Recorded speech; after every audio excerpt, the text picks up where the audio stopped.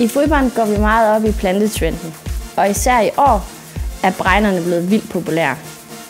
De renser luften og skaber en rigtig god energi indenfor i vores hjem. Oxalisen er også en plante, som er blevet rigtig, rigtig populær. Det er en kløverart, og om natten så lukker den sig sammen, fuldstændig som den har gjort lige nu.